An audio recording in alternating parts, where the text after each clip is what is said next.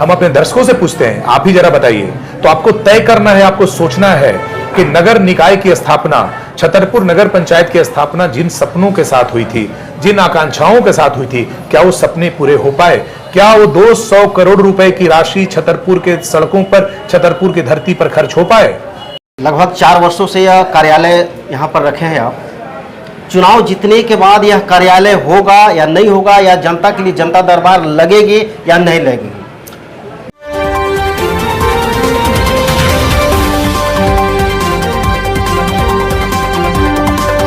नमस्कार, जोहार। आज हमारे बीच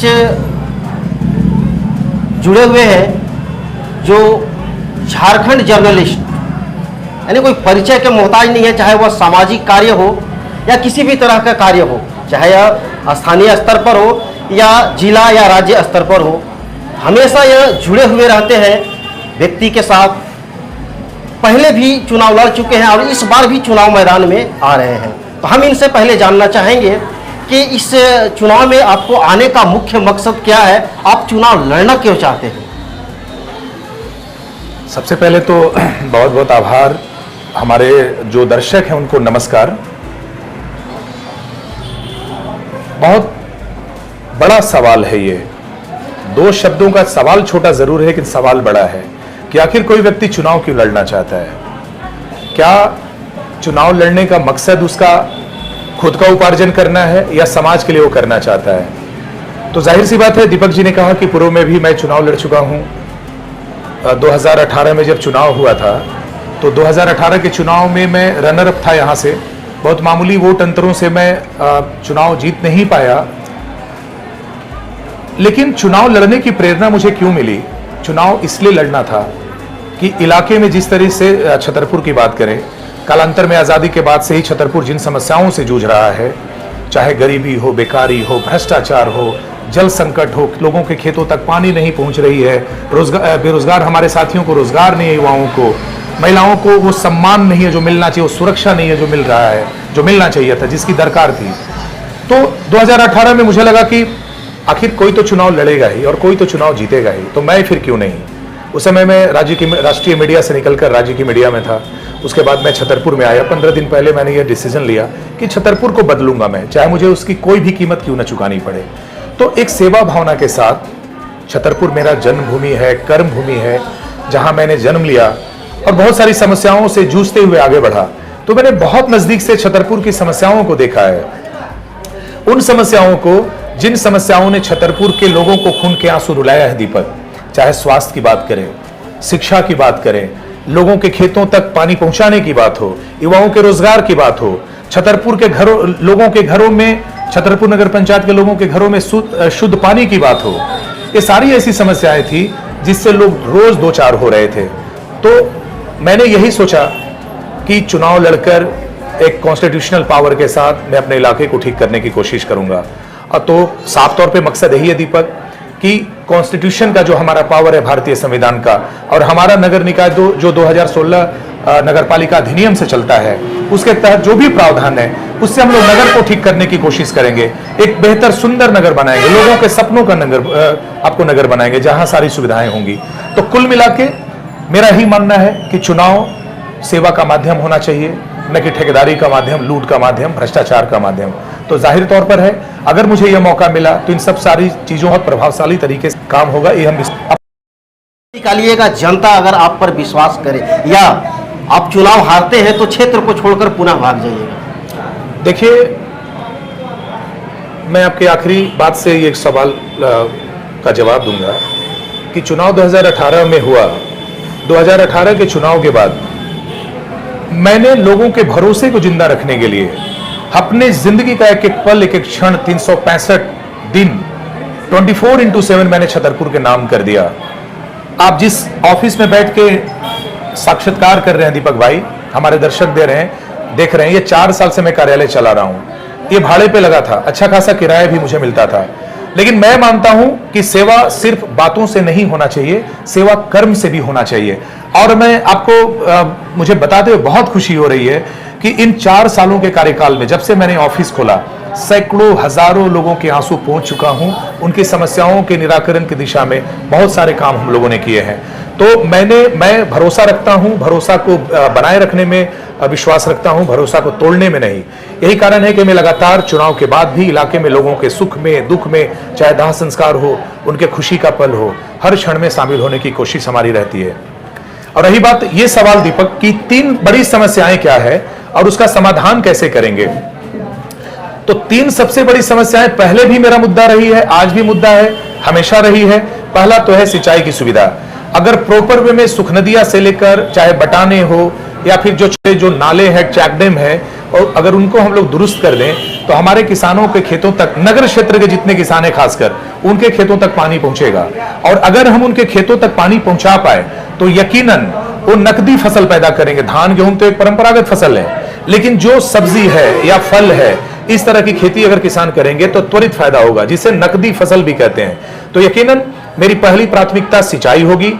दूसरी प्राथमिकता की बात करेंगे तो हर घर में शुद्ध पेयजल पहुंचाना मेरी प्राथमिकता होगी, क्योंकि हमने देखा है लोगों को खून के आंसू रोते हुए कि जब गर्मी आता है तो कैसे लोग पानी के बिना पानी हो जाते हैं, महिलाएं कैसे परेशान होती है, लोग सुबह उठते ही 4 बजे भोर से कैसे बाल्टी लेकर दौड़ते हैं। तो ये सारी चीजें हम लोगों ने देखी है। और तीसरी सबसे बड़ी समस्या की बात करेंगे तो तीसरी सबसे बड़ी समस्या है कि हमने छतरपुर के अस्पताल में लोगों को अपने बाहों में मरते देखा है, प्रॉपर चिकित्सा नहीं है।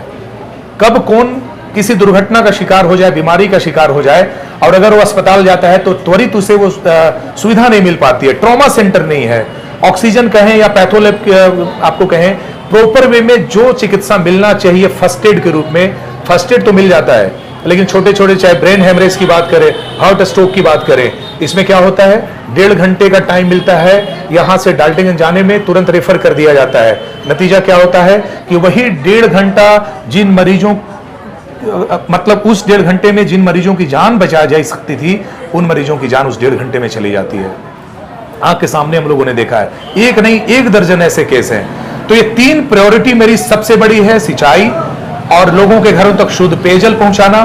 तीसरा, छतरपुर के बेलगाम अस्पताल को बेहतर बनाना, यहां सुविधाएं उपलब्ध कराना, क्योंकि अपने भी अप्रोच है, चाहे स्वास्थ्य मंत्री हो, मुख्यमंत्री जी से भी कई बार हमारी बात हुई है, मिलते रहते हैं हम लोग, और छतरपुर की समस्याओं के समाधान की दिशा में हम लोग बात भी करते रहते हैं। तो यकीनन समय आएगा, अगर लोगों ने मुझे मौका दिया तो चीजें बदलेंगी, ये हम वादा करते हैं, ये भरोसा दिलाते हैं नगर के लोगों को। दीपक भाई, नगर पंचायत के अंतर्गत समस्याएं तो अनेकों हैं जी, जैसे शिक्षा को लेकर है, स्वास्थ्य को लेकर है, सिंचाई को लेकर है, सड़क, नली, गली जितने भी हैं, लेकिन इसमें सबसे प्राथमिकता, पहली प्राथमिकता आपकी क्या होगी?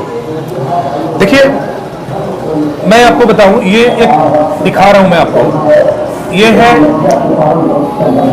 हमारी नगर पालिका, इसी से चलती है। अगर आप देख रहे होंगे झारखंड नगर पालिका अधिनियम 2016 इस बार संशोधन हुआ है, तो इसमें जो चीजें निर्देशित है, जो नियम कानून बनाए गए हैं दीपक जी, वो साफ तौर पर कहते हैं कि नगर को सुव्यवस्थित और सुंदर बनाने की सारी शक्तियां नगर निकाय के पास है।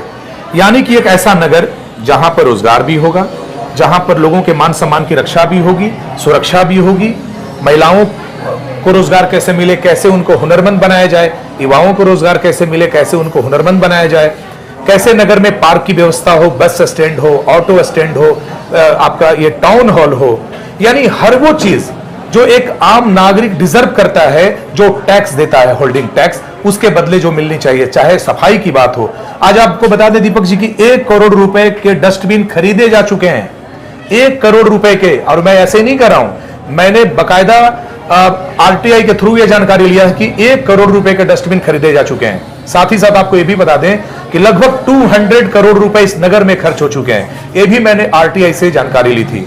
तो जरा सोचिए कि जिस नगर में 200 करोड़ रुपए 5 से 7 सालों में खर्च हो जाए, जिस नगर में 1 करोड़ रुपए का डस्टबिन खरीद लिए जाए, उस शहर को कचरे का अंबार बना दिया है लोगों ने। आप बताइए, कहीं डस्टबिन दिखता है क्या? हम अपने दर्शकों से पूछते हैं, आप ही जरा बताइए। तो आपको तय करना है, आपको सोचना है कि नगर निकाय की स्थापना, छतरपुर नगर पंचायत की स्थापना जिन सपनों के साथ हुई थी, जिन आकांक्षाओं के साथ हुई थी, क्या वो सपने पूरे हो पाए? क्या वो 200 करोड़ रुपए की राशि छतरपुर के सड़कों पर, छतरपुर की धरती पर खर्च हो पाए? ये बड़ा सवाल है। तो मेरा यही मानना है कि नगर निकाय को बहुत सारी शक्तियां दी हुई है, जो नगर को, नगर क्षेत्र को एक सुंदर शहर बना सकता है, समृद्ध शहर बना सकता है। आप चाहे डाल्टनगंज तरफ से आए, औरंगाबाद तरफ से आए, आपको कहीं कोई साइन बोर्ड नहीं आपको दिखेगा कि आप नगर पंचायत में हैं। तो दुर्भाग्य नहीं तो क्या है कि आज तक हम अपने नगर को आइडेंटिफाई नहीं करवा पाए। दुर्भाग्य है ये। तो यकीनन एक बेहतर नगर, सशक्त नगर, युवाओं को रोजगार से जो हमारे युवा हैं उनका रोजगार वाला नगर, हमारे जो अभिभावक हैं उनके सम्मान वाला नगर, पूरे नगर में सुरक्षा के दृष्टिकोण से सीसीटीवी वाला नगर, थर्ड आई वाला नगर, एक ऐसा नगर बने जो सबके सपनों का नगर हो। यही होना चाहिए दीपक जी, मेरा मानना है। इस नगर पंचायत चुनाव में जनता आपको चुनती है, तो भ्रष्टाचार को लेकर आपकी ठोस योजना क्या होगी और आप अपने कार्यकाल में हुए टेंडर और सार्वजनिक खर्च करने के लिए जो भी योजनाएं बनेगी आपके द्वारा, क्या आप जनता के लिए उसको जनता के सामने रखने के लिए तैयार हैं? बिल्कुल। जब कोई ईमानदारी से चुनाव लड़ना चाहता है तो उसके अंदर ये क्षमता होनी चाहिए, उसके अंदर एक कुव्वत होना चाहिए, ये उसके अंदर एक कॉन्फिडेंस होना चाहिए कि जनता जिस भरोसे से अगर आपको नगर निकाय या किसी भी चुनाव में जिताती है तो आपको फर्ज बनता है कि आपकी प्रतिबद्धता भी जनता के हक और अधिकार के लिए, उनके सुरक्षा से जुड़े या उनके उनके भलाई से जुड़े चीजों के लिए होनी चाहिए। तो मेरा यह कहना है कि भ्रष्टाचार पर मेरी जीरो टॉलरेंस वाली नीति रहेगी। मैं लगातार भ्रष्टाचार के खिलाफ आवाज उठाता रहा हूं, चाहे छतरपुर में हाई स्कूल में जिम लगाने का मामला हो, चाहे हाई मास्ट लाइट का मामला हो। अब सोचिए कि जो हाई मास्ट लाइट 1.5 लाख रुपए में लगने वाली थी उसे 6 लाख में इन्होंने खरीदा। बाकायदा हमने इसकी शिकायत नगर विकास से भी की, डीसी महोदय से भी की। दूसरी ओर अगर आप बात करें हाई स्कूल के जिम की बात, तो हमने उसकी भी शिकायत की। 5 लाख रुपए का जिम में 50 लाख रुपए खर्च किए गए। एक छतरपुर में जो तिरंगा लाइटें लगाई गई है उसकी रियल कीमत 15,000 रुपए है। लेकिन मैं आपको बता दूं, शायद आपको जानकारी नहीं होगा कि एक हाई मास्ट जो तिरंगा लाइटें हैं 49,800 रुपए की खरीदी गई हैं। जरा सोचिए कि जो लाइटें घर में हम लगाते हैं, चाहे पेट्रोल पंप पे आपने तिरंगा लाइटें देखी होंगी, 15,000 में आ जाती है। तो आखिर क्या कारण है कि छतरपुर में 49,800 रुपए में खरीदी गई? ये बड़ा सवाल है और लगातार हमने इस पर सवाल उठाया है। तो फिलहाल तो मेरे पास जो शक्ति है, एक विपक्ष के नाते कह सकते हैं, एक अपोजिशन के नाते हमने लगातार बकायदा ज्ञापन दिया, जांच की मांग की, चाहे नगर विकास मंत्री हो, मुख्यमंत्री जी हो, हमारे वित्त मंत्री जी हो, सबसे हम लोगों ने जांच की मांग की और कार्रवाई की मांग की है। तो निस्संदेह जीरो टॉलरेंस की बात होगी भ्रष्टाचार पे। नगर पंचायत का जो हमारा कार्यालय है, प्रबंधन है, उसको भ्रष्टाचार मुक्त बनाने की दिशा में बहुत कठोरता से पहल होगी। हम लोग बाकायदा टोल फ्री नंबर जारी करेंगे, कॉल सेंटर बनाएंगे, ताकि जनता को कहीं भी अपनी समस्याओं के निराकरण के लिए भटकना नहीं पड़े, कोई उनको गुमराह नहीं करे। वो फोन करेंगी, चाहे महिलाओं, हमारी माताएं हो, बहनों हो, हमारे भाई हो, हमारे अभिभावक हो, अगर उनकी समस्याएं हैं वो फोन करें, उनकी समस्याओं को वहां नोट डाउन किया जाएगा और नोट डाउन करने के बाद उनकी समस्याओं को बहुत ही अल्टीमेटम के साथ निराकरण की दिशा में नगर पंचायत काम करेगा। ये हमारी कोशिश होगी। तो समय बताएगा दीपक जी। हमारी एक प्रतिबद्धता है नगर पंचायत के विकास को लेकर, यहाँ की जनता के साथ। उस प्रतिबद्धता को आधुनिक तरीके से हम लोग दूर करने की कोशिश करेंगे। हमारे नगर की जनता को कहीं भटकना नहीं पड़े, और चाहे वर्तमान की योजनाएं हो उसकी भी जांच कराएंगे हम लोग। और अगर हमारे कार्यकाल में, अगर मैं नगर पंचायत में आ पाता हूं, जनता का प्यार मुझे मिलता है, तो यकीनन एक ऐसा नंबर हम लोग जारी करेंगे कि कहीं अगर सड़क खराब बन रहा हो, नाली खराब है, चापानल खराब है या किसी भी तरह की समस्याएं हैं, तो सीधा वो मुझसे कांटेक्ट कर सकते हैं। मैं अपना नंबर जारी करूंगा और वो सीधे तौर पे मुझसे संपर्क करके अपनी समस्याओं को रख सकते हैं, भ्रष्टाचार के खिलाफ आवाज बुलंद कर सकते हैं। तो यकीनन ये होगा और ये मेरी प्रतिबद्धता है नगर पंचायत छतरपुर को लेकर। भ्रष्टाचार को लेकर आवाज बुलंद की जा सकती है, रोकी जा सकती है, लेकिन अगर आप ही के समर्थक कार्यकर्ता भ्रष्टाचार में लिप्त पाए गए तो उसके लिए आप क्या कदम उठाइएगा? बिल्कुल बड़ा सवाल है। यकीनन हमने एक ऐसी हम चाहते हैं कि एक ऐसा नगर पंचायत बने, हमारे साथ ऐसे लोग जुड़े, ऐसे टेम्परामेंट के युवा जुड़े, हमारे अभिभावक जुड़े, जिनके दिमाग में नगर पंचायत को विकसित बनाने को लेकर, नगर पंचायत को बेहतर बनाने को लेकर, समस्याओं को सामने लाने की प्रतिबद्धता हो। उनका दिमाग कम से कम ऐसा हो जो मने ईमानदारी की बात करे, उनके दिल में ईमानदारी हो, उनके सोच में ईमानदारी हो। तो यकीनन बहुत कठोरता से, मैंने पहले भी कहा कि बहुत कठोरता से हम लोग भ्रष्टाचार को रोकने की कोशिश करेंगे, चाहे हमारे समर्थक हों या फिर ऐसे लोग जो ठेकेदारी कर रहे हैं या छतरपुर को अपने लूट का चारागाह समझते हैं। तो यकीनन बहुत कठोरता से कार्रवाई करेंगे और जीरो टॉलरेंस की जो हमारी बात है उस पर जारी रहेगी। सबसे पहली प्राथमिकता हम तो एजेंडा भी जारी करेंगे, लोगों को बताएंगे कि हम क्या करना चाहते हैं, कैसे नगर को बेहतर बनाना चाहते हैं। उसमें हमारा भ्रष्टाचार भी अहम और प्रमुख मुद्दा होगा। दीपक जी, गरीब महिला, पुरुष, युवा जितने भी हैं, इन लोग को सरकारी योजनाओं का लाभ आप किस स्तर पर कैसे इन लोग को दिलाएंगे? देखिए, मैंने कहा ना कि प्रॉब्लम कहां होती है, जब कम्युनिकेशन गैप होता है। आज मैं 4 साल से ऑफिस चला रहा हूं ये हेल्पलाइन सेंटर जनता के लिए, तो मैंने बहुत नजदीक से ये समझा है, ये देखा है कि जनता को समस्याएं क्या होती है। मेरे पास क्यों लोग आते हैं? मेरे ऑफिस में इसलिए लोग आते हैं क्योंकि उनकी आवाज कहीं नहीं सुनी जाती, चाहे थाने की बात करें, सीओ की बात करें, बीडीओ की बात करें, मतलब ऐसे कार्यालय जहां पर ऐसे कर्मी भी हैं जो लोगों की बात नहीं सुनते। तो वैसे लोगों की समस्याओं के निराकरण की कोशिश हम अपने हेल्पलाइन सेंटर के माध्यम से दूर करने की कोशिश यहाँ पर करते रहते हैं। जैसे आपने युवाओं की बात की, महिलाओं की बात की, आपने अभिभावकों की बात की, हमारे पास बहुत सारे प्लान है, समय आने पर वो चीजें दिखेंगी। खासकर अगर युवाओं की बात करें तो युवाओं को रोजगार यहाँ उपलब्ध कराना, युवाओं को सम्मान उपलब्ध कराना, उनके लिए बहुत सारी एक्टिविटीज कराना ताकि वो हुनरमंद हो, वो अपने आप को गर्व से कह सके कि हाँ हमारे पास भी स्किल है, तो उस दिशा में हम लोग काम करेंगे। महिलाओं की सुरक्षा की बात करें तो हम आपको बता दें कि पिछले साल ही हम लोगों ने नगर विकास से बात करके, तत्कालीन कार्यपालक अधिकारी से बात करके नगर के 34-35 जगहों पर सीसीटीवी लगाने का एक प्रोजेक्ट हम लोगों ने डीपीआर बनाया है, और वो डीपीआर यहाँ से रांची गया हुआ है। नगर विकास विभाग आपका जो विभाग है, अगर सब कुछ अच्छा रहा तो डीपीआर सैंक्शन होकर आएगा तो छतरपुर में के 34 चिन्हित जगहों पर वो सीसीटीवी कैमरे लगेंगे, और कहीं ना कहीं वो सुरक्षा के लिए भी, नगर की सुरक्षा के लिए, महिलाओं की सुरक्षा के लिए बहुत हद तक वो सीसीटीवी काम करेगा। महिलाओं को स्किल्ड कैसे बनाना है, उनको रोजगार कैसे देना है, कैसे उनके लिए हम अलग से टोल फ्री नंबर जारी करेंगे। अगर महिलाओं को नगर पंचायत के किसी भी क्षेत्र में किसी भी तरह का उत्पीड़न का सामना करना पड़ेगा, उसके लिए हम लोग अलग से नंबर जारी करेंगे महिलाओं के लिए। तो प्रतिबद्धता है हमारी युवाओं के लिए, महिलाओं के लिए, हमारे अभिभावकों के लिए। खासकर बुजुर्गों की बात करें, जो हमारे बुजुर्ग हैं जो सताए जाते हैं अपने घर में, उनके लिए हम लोग बाकायदा हेल्पलाइन सेंटर अलग से बनाएंगे। हम उनके लिए वृद्धाश्रम बनाएंगे, उनके लिए एक ऐसा आप कह सकते हैं एक ऐसी जगह होगी जहां पर वो गरिमा के साथ, गर्व के साथ रह सकते हैं। निःशुल्क खाने की व्यवस्था होगी उनकी। ये हम लोगों की ये प्रतिबद्धता है, ये हम लोगों का सोच है आने वाले चुनाव को लेकर। जिस तरह से लगभग 4 वर्षों से यह कार्यालय यहाँ पर रखे हैं आप, चुनाव जीतने के बाद यह कार्यालय होगा या नहीं होगा, या जनता के लिए जनता दरबार लगेगी या नहीं लगेगी? नहीं, बहुत अच्छा सवाल है दीपक जी। सबसे बड़ी जो समस्या इस समाज में क्या है पता है? चुनाव तो सब लड़ना चाहते हैं, लेकिन चुनाव लड़ने के बाद आपकी जिम्मेवारी क्या बनती है, जीतने के बाद आपकी क्या जिम्मेवारी बनती है, यह समझना बहुत जरूरी है। तो मैं आपको बता दूं कि ये कार्यालय की स्थापना का जो हमारी परिकल्पना थी, ये कार्यालय हमने क्यों खोला? जब इलाके में हम लोग घूमते थे तो हम लोगों ने देखा है कि कैसे लोग समस्याओं से रूबरू हो रहे हैं, कैसे दो चार हो रहे हैं, कैसे परेशान हो रहे हैं दीपक। तो मुझे लगा कि एक ऐसा जगह होना चाहिए जहां सहजता से, सरलता के साथ पानी पीकर, चाय पीकर बैठें और आपस में बात करें और उनकी समस्याओं को दूर करें हम लोग। तो कहीं ना कहीं हमारा नगर पंचायत कार्यालय 7 सालों में जनता की समस्याओं को दूर करने में विफल रहा है। भ्रष्टाचार वहां चरम पर थी, यही कारण था कि मुझे कार्यालय खोलना पड़ा।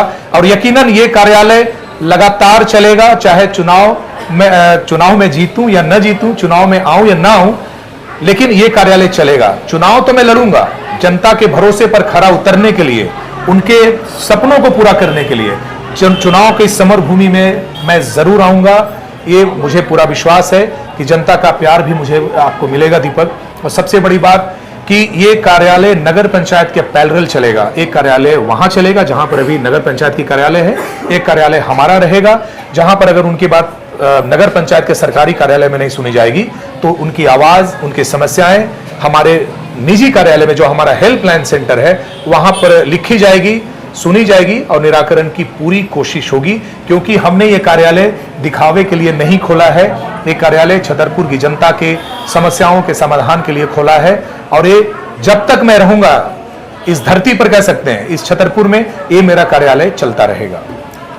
जो भी आप इस चुनाव में वादे करेंगे, जनता भरोसा पर जताती है, चुनाव निकाल लेते हैं, तो क्या 2 साल बाद जो वादे किए गए हैं पूरे नहीं हुए तो क्या आप सार्वजनिक रूप से माफी मांगेंगे? बिल्कुल बिल्कुल, बहुत बहुत महत्वपूर्ण सवाल है। महत्वपूर्ण सवाल इसलिए ये है कि जनरली होता क्या है ना कि नेता चुनाव तो जीत जाता है, लेकिन जब जनता उससे सवाल करती है तो उस सवाल उसे बड़ा नागवार गुजरता है। लेकिन आज मैं यकीनन आपको विश्वास दिलाता हूं, अपने जो हमारे नगर पंचायत के हमारे जो साथी हैं, हमारे अभिभावक हैं, माताएं बहनें हैं, हमारे जो युवा साथी हैं, जो दर्शक देख रहे हैं, मैं आपको यकीन दिलाता हूं दीपक जी, 2 साल क्या 1 साल के अंदर अगर मैं जनता की समस्याओं को निराकरण नहीं कर पाया, उनकी अपेक्षाओं पर खरा नहीं उतर पाया, तो मैं 1 साल के अंदर रिजाइन कर दूंगा। साथ ही साथ मुझे जो भी पैसा मिलेगा, जो भी मानदेय मिलता है, मैं अपना सारा मानदेय जनता के हवाले कर दूंगा। 8500 या 9000 10,000 का शायद कुछ मानदेय है, उस मानदेय को मैं जनता के हित में खर्च करूंगा। जो भी पैसा मिलेगा वो जनता के लिए जाएगा। तो 1 साल के अंदर बदलाव दिखेगा, मैं आपको बता रहा हूं। अगर बदलाव नहीं दिखा तो मैं आपके बीच आकर आपकी आंखों में आंखें डालकर बात करूंगा और आपसे पूछूंगा, अगर आपने कह दिया कि 1 साल में मैं आपके सपनों को पूरा नहीं कर पाया, आपकी अपेक्षाओं पर खरा नहीं उतर पाया, तो उसी दिन मेरा कह सकते हैं कि इस्तीफा नगर पंचायत को जाएगा और मैं इस्तीफा दूंगा। अगर मैं नहीं कर पाया आपकी अपेक्षाओं पर खरा उतरने की कोशिश, या फिर जो पैसा मिलता है मुझे, अगर मैं आपको नहीं कर पाया आपके जनता के लिए खर्च, तो ये मेरा प्रतिबद्धता है दीपक। सवाल बहुत बड़ा है और यही हिम्मत सबको दिखाना चाहिए जो चुनाव जीत कर जाते हैं और जनता को उल्लू बनाते हैं और जनता के सवालों से, जनता की समस्याओं से दूर भागते हैं दीपक। तो ये मेरा प्रतिबद्धता है कि 1 महीने के अंदर नगर में बदलाव दिखेगा। साथ ही साथ अगर 1 महीने के अंदर मैं बदलाव करने की कोशिश में सफल नहीं हो पाया तो मैं इस्तीफा दे दूंगा। अगर जनता ने कहा तो, जनता ने कहा कि आप हमारी अपेक्षाओं पर खरा नहीं उतर पाए तो मैं इस्तीफा दे दूंगा। इतना भरोसा रखना पड़ेगा। आपके द्वारा सबसे बड़ी बात कही गई, हमने 2 साल का समय आपको दिया, लेकिन आपने 1 वर्ष का ही समय लेकर के जनता के बीच इस तरह से जो है कि अपने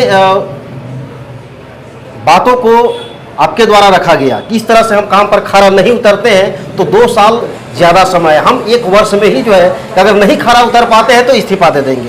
आपसे आखिरी और लास्ट सवाल है, क्या आप जनता के बीच अपना नंबर को सार्वजनिक करेंगे?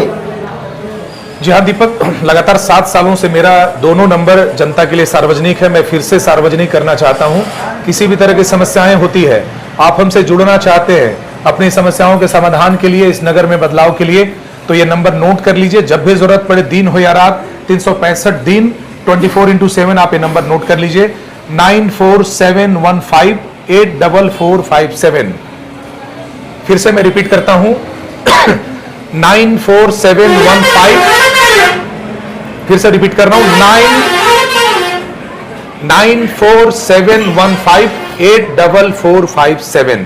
तो ये मेरा नंबर है। आप कभी भी मुझे कॉल करें, मुझसे जुड़े अपनी समस्याओं के निराकरण के लिए या फिर नगर पंचायत को उत्तरोत्तर आगे ले जाने के लिए। और एक बात मैं जरूर कहूंगा आप लोगों से, जो हमारे दर्शक हैं, जो हमारे माताएं बहनें, हमारे युवा साथी, हमारे अभिभावक, हमारे गार्जियन इस इंटरव्यू को देख रहे हैं, कि समस्याएं अनंत है नगर में, लेकिन उन समस्याओं के निराकरण का पूरा रोड मैप है मेरे पास।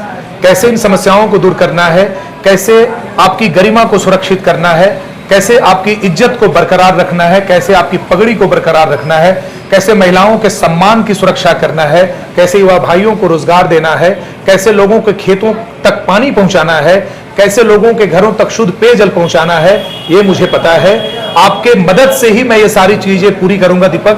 और मैं ये भी कहना चाहता हूं दर्शकों को, हमारे जो भी नगर निकाय के लोग सुन रहे हैं, कि चुनाव के बाद हर वार्ड में कमेटी बनेगी और वो कमेटी तय करेगी कि उस वार्ड में कौन सी योजनाओं को प्राथमिकता देकर काम करना है, कहां नाली बनेगा, कहां सड़क बनेगा, कहां पर किस चीज की जरूरत है, कहां कम्युनिटी सेंटर चाहिए। ये चीजें कोई अकेला अध्यक्ष तय नहीं करेगा, कोई दलाल बिचौलिया तय नहीं करेगा, ये तय करेगी गांव में बनी हुई कमेटी, जो मार्गदर्शन देगी नगर पंचायत को कि फलाना वार्ड में फलाना योजना की, फलाना सड़क की, फलाना नाली की जरूरत है। तो ये भी नगर पंचायत के विकास की दिशा में बड़ा कदम होगा, क्योंकि अभी तक ऐसा हो नहीं पाया था। अभी तक जहां मन आया वहां रोड बना दिया, नाली बना दिया, कहीं क्रशर के डस्ट से नाली बना दिया, रोड बना दिया, नतीजा है कि सब टूट गए हैं। तो ये प्राथमिकता ये भी होगी कि हर वार्ड में कमेटी बनेगी और वो कमेटी तय करेगी कि कैसे नगर का विकास होगा, कैसे वार्ड का विकास होगा। दीपक, तो दीपक जी के बहुत तीखे सवाल रहे और यकीनन ये सवाल मेरे लिए भी बहुत महत्वपूर्ण इसलिए है कि इन सवालों में भी मेरे लिए सबक है। मैं इन सवालों को आप लोग भी अपने जहन में रखिएगा कि 1 महीने के बाद नगर की सरकार बन जाएगी। 5 साल जिन प्रत्याशियों ने जो बोया है वो काटेंगे और अभी बोने का टाइम आपका है, यानी कि हमारे नगर पंचायत के हमारे जो देवतुल्य जनता हैं, जो हमारे अभिभावक हैं, माताएं बहनें, हमारे युवा साथी हैं, अभी 5 साल आपको बोना है। अभी जो आप बोएंगे वही 5 साल काटेंगे। और इसी बात से मैं अपनी बात को समाप्त करना चाहता हूं इस इंटरव्यू में कि आप लोग जात से, पात से, दल से, धर्म से, दारू से, मुर्गा से, जो अमूमन लोग सोचता है कि इतना करके हम लोग बांट देंगे, जात पे, पात पे, दल पे, धर्म पे, दारू पे, रुपया पे, बचिएगा, लोगों को बचाइए अगर इस नगर को बचाना है। पिछली बार भी आप लोगों ने एक जागरूक मतदाता होने का परिचय दिया था, इस बार भी दीजिए, वरना कुछ नहीं बचने वाला। जिस तरह के लोग इस नगर चुनाव में आपको भ्रमित करने में लगे हुए हैं, तो इन सारी चीजों से ऊपर उठकर वोट करिए और करवाइए और एक सुंदर समृद्ध नगर बनाने की दिशा में आगे बढ़िए। यही मेरा निवेदन है, यही मेरा आपसे आशा है, अभिलाषा है कि नगर को बेहतर बनाइए। धन्यवाद।